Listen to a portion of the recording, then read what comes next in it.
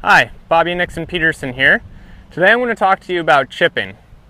So chipping's the great shot saver when you've missed the green. Unless you're forced to take the ball in the air to go over water or over a lot of rough or even over a bunker, you should really choose to take the ball low and get the ball rolling as soon as possible. So here I've got a little shot where I'm just going to chip the ball a short distance. I've got a set of tees here, just one pace onto the green. So I always like to chip the ball a little bit onto the green. It takes away the risk of having the ball hit an imperfection short of the green and having a different kind of bounce. So I always like to land the ball on the green.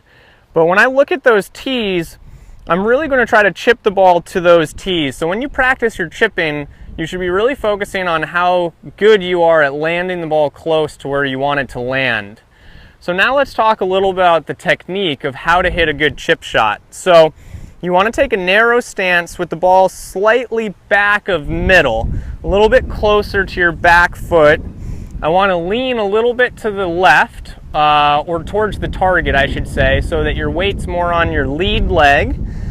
I open my hips just a little bit and I have my hands forward of the golf ball. So the shaft is leaning a little bit forward. And so as I make a stroke now, it's just a simple body turn and I'm really not using my hands at all. So I'm trying to keep my left wrist flat as I turn, and it's just a little bit of a brush stroke on the ground. So now what I'm going to do as I get into that good setup is I'm going to look at my tees that I put there and just try to hit this ball to those tees.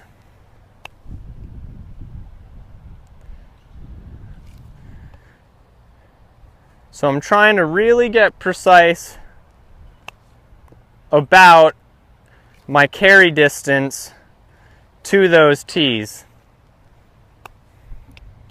So that was a really good shot there. It landed right on my tees. I got better with each shot that I hit there. And when you can really get good at hitting the ball the exact distance that you're trying, you've really figured out how to chip. The only thing left is understanding the different clubs in your bag. So each club in your bag is going to have a different relationship of how much air time to roll time it has. So this is a little cheat sheet for you. It's different for each person and for each set of clubs, but this is a ballpark idea that with a little practice you can modify to your set and your game. But a gap wedge or approach wedge is usually about half air time and half roll time. A pitching wedge is about 1/3 air time and then 2/3 roll. That's the club I was using on these little shots here. A 9-iron is 1/4 in the air, 3/4 of roll, and an 8-iron is about 1/5 air time and then 4/5 of roll.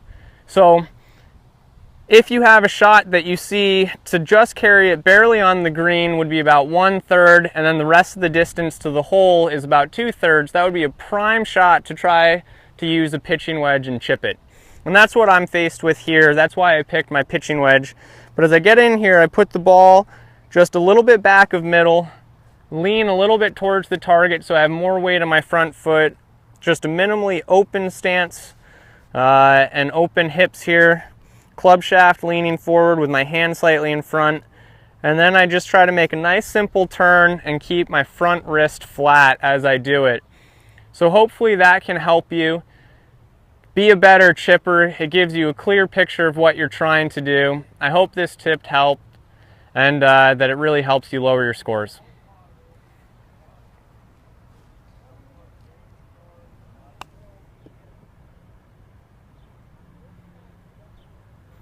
If you hit shots like that, you'll definitely get up and down more often.